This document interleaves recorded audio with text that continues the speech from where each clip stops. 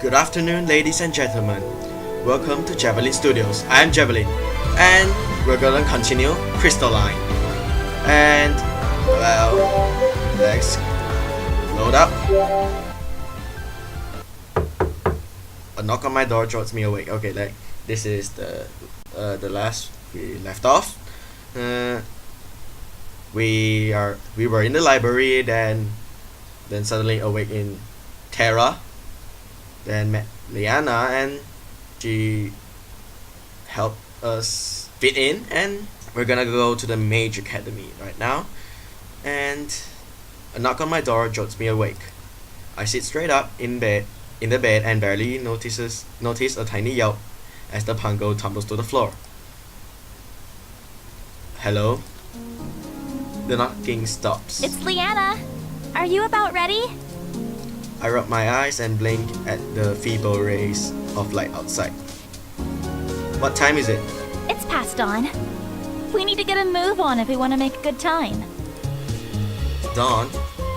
There's no good reason anyone should be awake at this hour. I attempt to lay back down in my bed where the knocking starts again.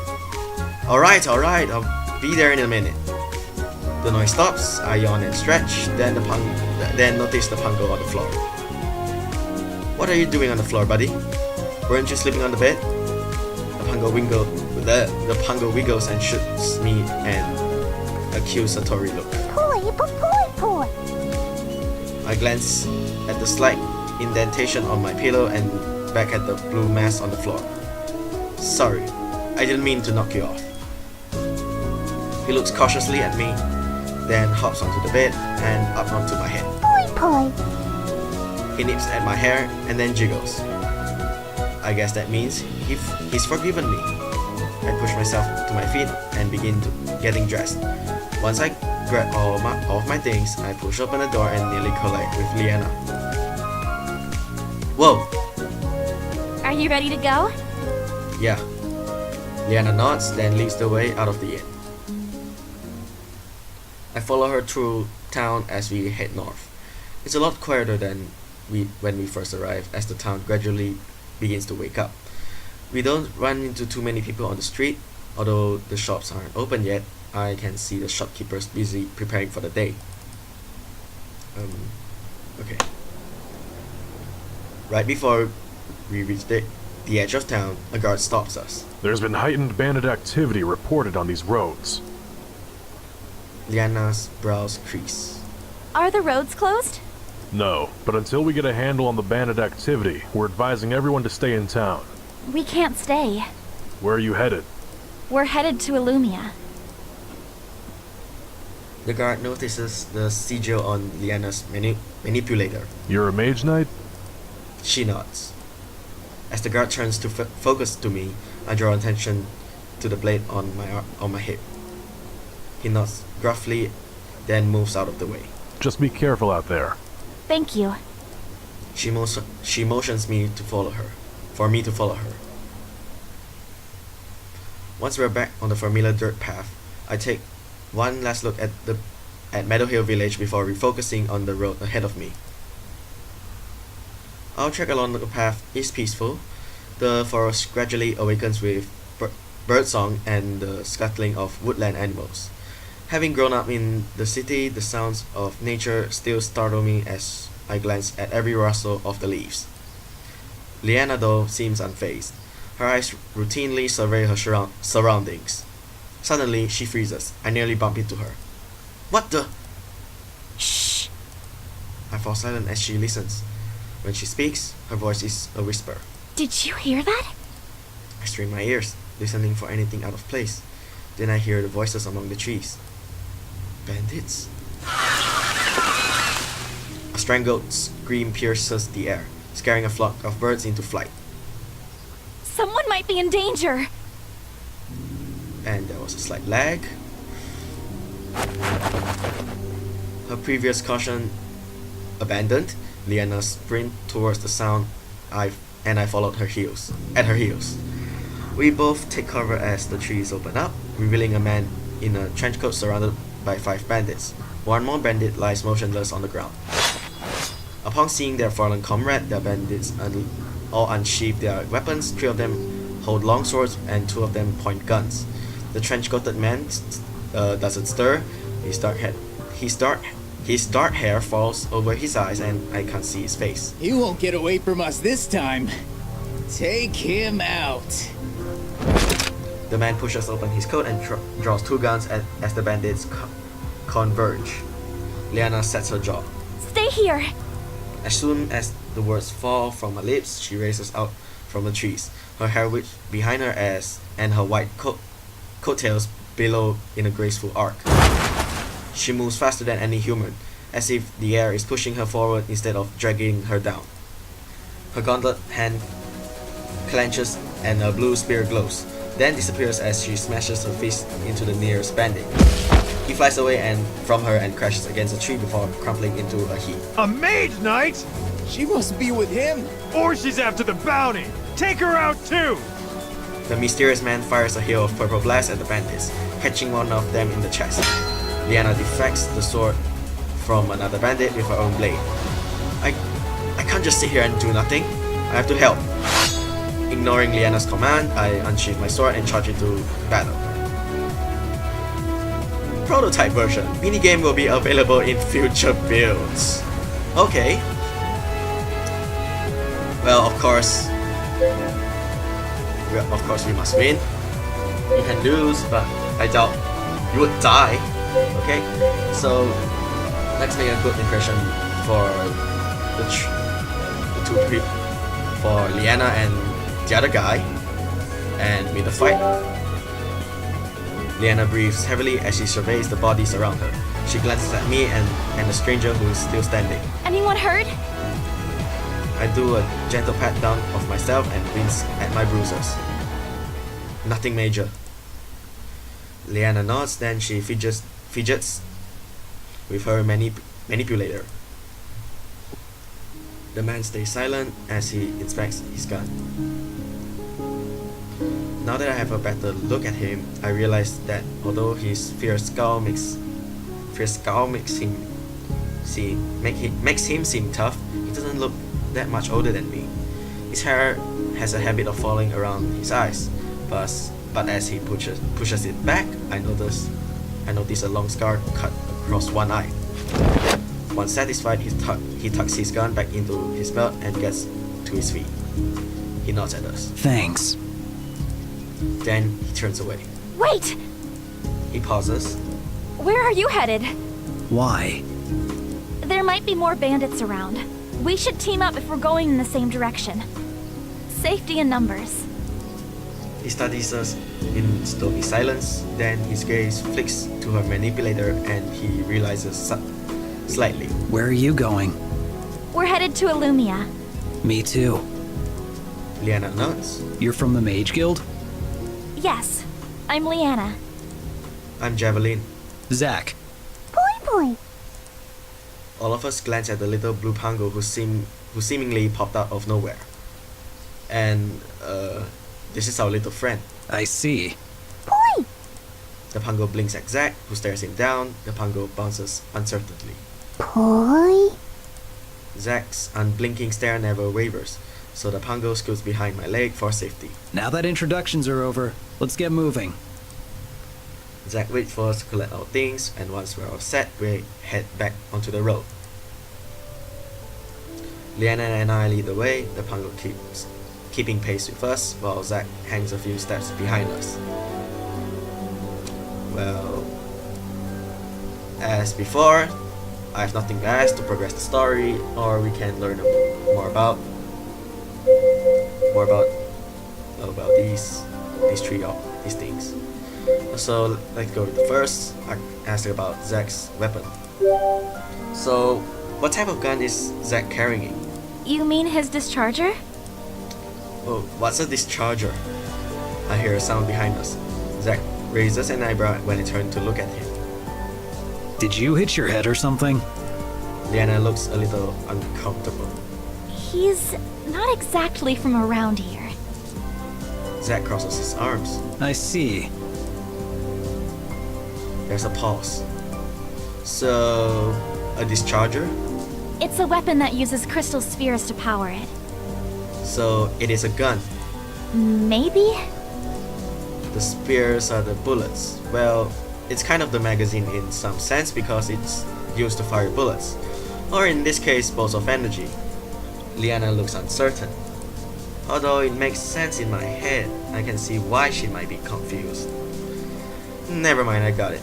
Thanks. Sure.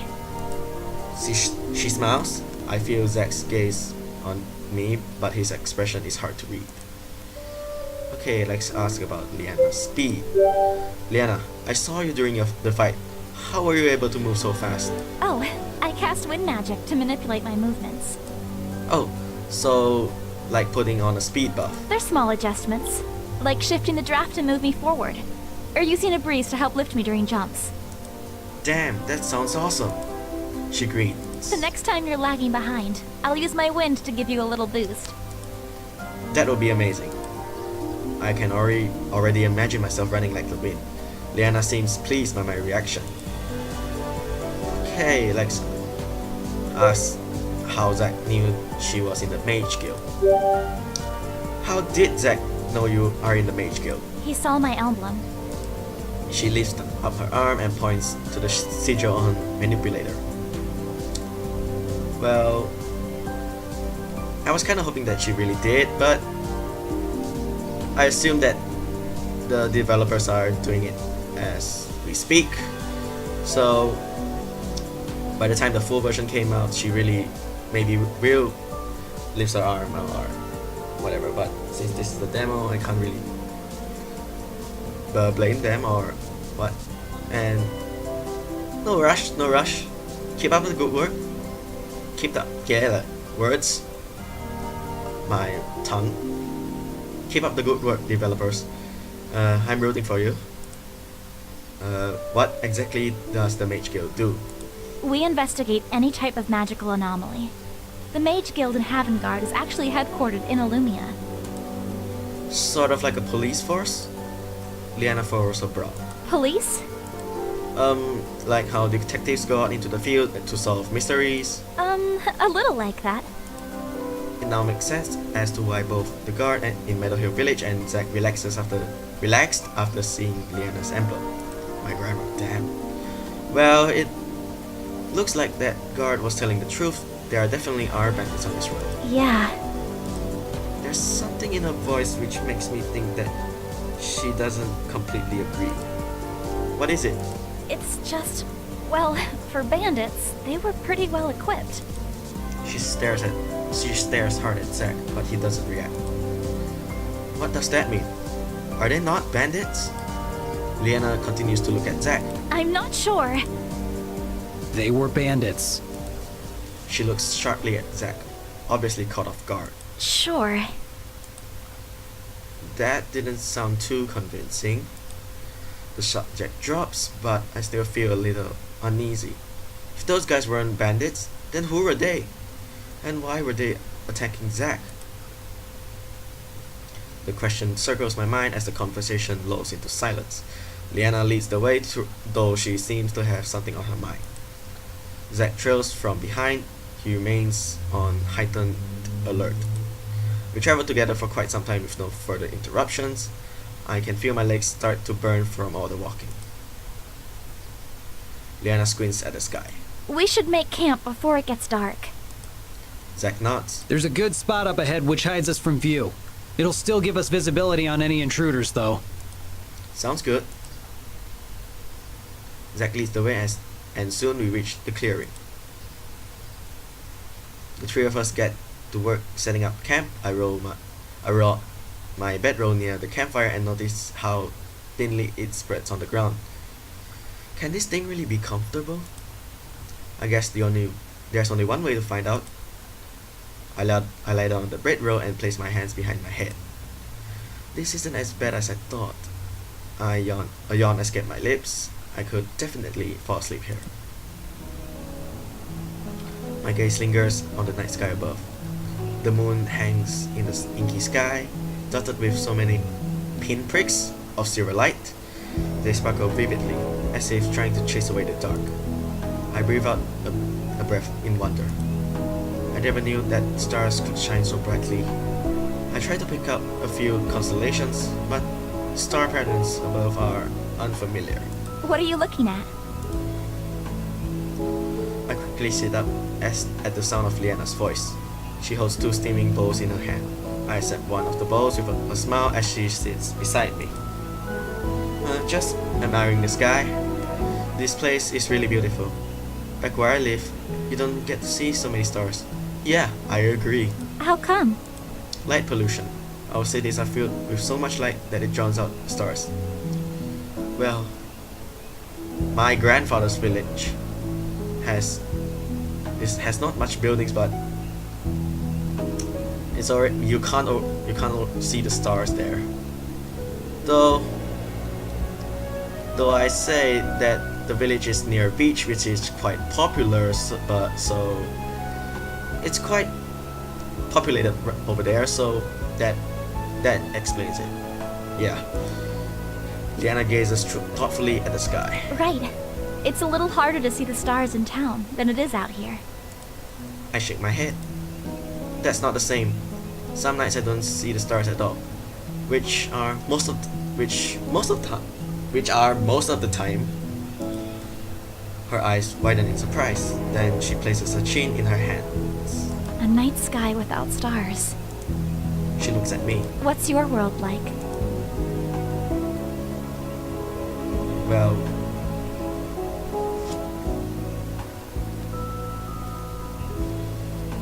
Well, I wouldn't like to damage the reputation, or in a sense, different but more or less the same. It has really cool tech. More or less the same. Well, I can impress her, or say, well, let's go with different but more or less the same. Well, since that we both of Terra and Earth have their own unique abilities or something like that. It's kind of like here, but kind of different. She stares at me, waiting for me to elaborate. We don't use crystals or have magic, and we definitely don't have pongos. I glance at the pongo snoozing beside me. Leanna smiles at his soft snores. But we do have forests and towns. We speak languages and have our own versions of academics and shops and guilds. We also have weapons and martial arts. Like Kendo. Yep. That sounds like it'd be an interesting place to visit. I wonder what it's like to live in a world with no crystals. She tilts her head back and returns her gaze to the sky. Underneath the moonlight, her pale skin seems to glow amidst the darkness. Her face softens as she smiles. You're right. The stars really are beautiful. We fall into a comfortable silence as we enjoy the tranquility of the night. After we finish eating and cleaning up, Zack approaches us. It's getting late. Leanna nods. I'll take first watch so you can rest. All right. I'll take second watch. I guess that leaves me with third. Zack stares unblinkingly at me while Leanna coughs nervously. That's okay. We had an early start, and I'm sure you're tired. We should rest up and sleep through the night. She's right to do that, whatever do you guys not trust me.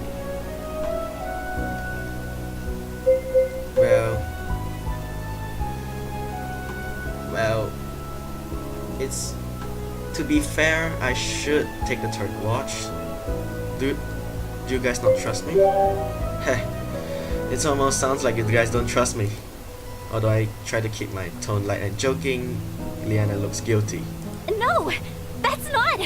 I mean, it's not that we don't trust. Yes. She looks sharply at Zack. His arms are crossed, but his expression doesn't change. Seriously?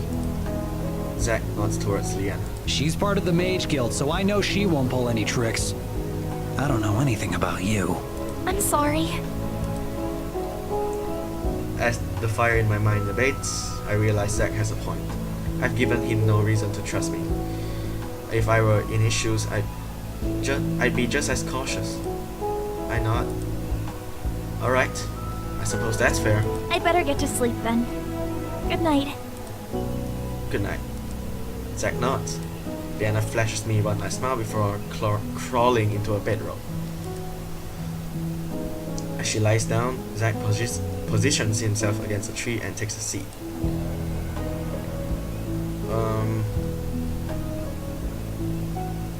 Go to bed, get to know Zack. I can get to know Zack, but if I go to bed, I'm not sure whether we will have a conversation with Leanna. So, whoops.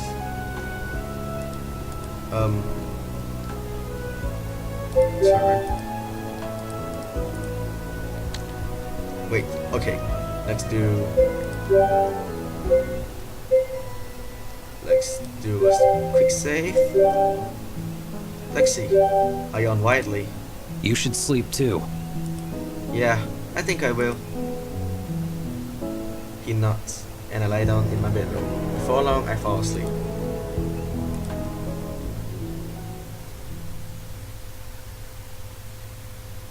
A dull throbbing in my back pulls me awake. I hadn't fully appreciated the magic of mattresses until now. A yawn escapes as I stretch widely. Aside from the achiness, I actually feel well rested. So this is the day 3.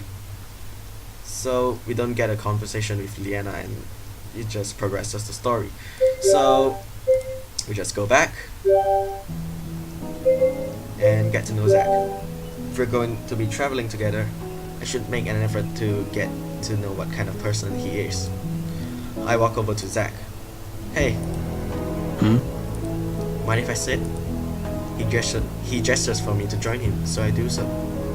So I do. Obviously, I have to lead the conversation. So, how's the weather? Zack stares at me. Alright, let's switch gears. Are you a cat or a dog person? Is this going anywhere? I sigh. I'm trying to build up some trust here, but you've got to meet me halfway. Zack looks away. Great. I guess he doesn't want to talk. Dog. What? I prefer canines. Oh, cool. So Terra has cats and dogs. Okay. The silence creeps in again. So, we're going to Illumia. Yep. What brings you there? I'm meeting someone. Oh, a friend? Someone from work. What do you do? I'm a mercenary. Mercenary? That's badass. This explains so much. Ah, acceptable murder. Well, I'm not trying to be a dick right here, so let's try to be nice with him. That obviously cancels out the third, so I'm not sure. Mercenary, that's badass. I guess it would seem that I don't know, but I'll go with this explains so much. It all makes sense now. What does? Everything about you. The angst, that hardball exterior, the frequent cold shoulder. You're totally the brooding main character. Excuse me. You're totally the brooding main character from one of my JRPGs. What are you talking about? He stares at me and I smirk. That's exactly how one of those main characters would react. So, why are you going to Illumia? Leanna's taking me to the Mage Academy. He studies me again. Are you a mage? You don't have a manipulator. I shake my head. No. I'm looking for answers. He nods in understandingly and doesn't pry. Although I try to stop it, yawn escapes. You should get some sleep. We have an early start in the morning. That sounds familiar. I push myself to standing. Good night. He nods. I lie down in my bedroll and scooch around to get comfortable. I try closing my eyes to sleep, but something still doesn't feel right. Oh yeah, I need a pillow. Sitting up, I look around for anything I can use. My gaze falls on the Pango who now rests beside Leanna. Pango pillow? I'll just make do.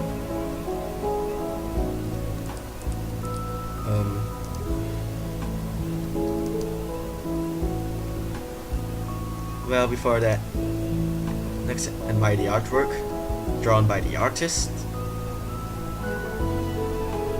It really is pretty, doesn't it?